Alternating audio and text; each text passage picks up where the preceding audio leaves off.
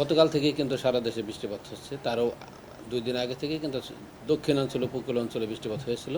তবে বিস্তীর্ণভাবে সারা দেশের উপর গতকাল থেকে বৃষ্টিপাত শুরু হয়েছে এবং সেই অনুযায়ী আমরা গত 24 তারিখে সন্ধ্যা 6টা থেকে 26 তারিখে সন্ধ্যা 6টা পর্যন্ত 48 ঘন্টার জন্য সারা দেশে ভারী বর্ষণের সতর্কতা বার্তা জারি করেছে।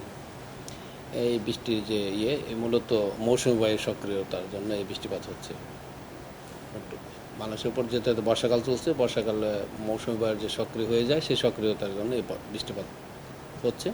তবে এই বৃষ্টির যে ধারা, সেই ধারা গতকাল থেকে শুরু হয়েছে এবং আজ 26শে সেপ্টেম্বর আজ পর্যন্ত মোটামুটি সারা দেশে বৃষ্টি থাকবে। তবে আগামীকাল থেকে আমাদের প্রেডিকশন অনুযায়ী এবং আমাদের যে মডেল আউটপুটগুলো আছে সেই অনুযায়ী আগামীকাল থেকে বৃষ্টির উন্নতি আমরা আশা করছি। অর্থাৎ 27 তারিখ থেকে বৃষ্টি দেশের অনেক জায়গাতে কমে যাবে।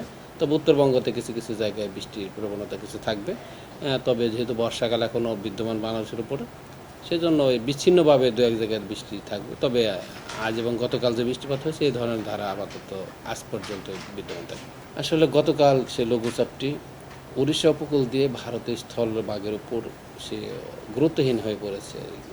আর সে গুরুত্বহীন হয়ে পড়ায় বঙ্গোপসাগরে এবং বাংলাদেশের স্থলভাগের উপরে মৌসুমী বায়ু সক্রিয় হয়েছে, বিদায় এই বৃষ্টিপাত হয়েছে।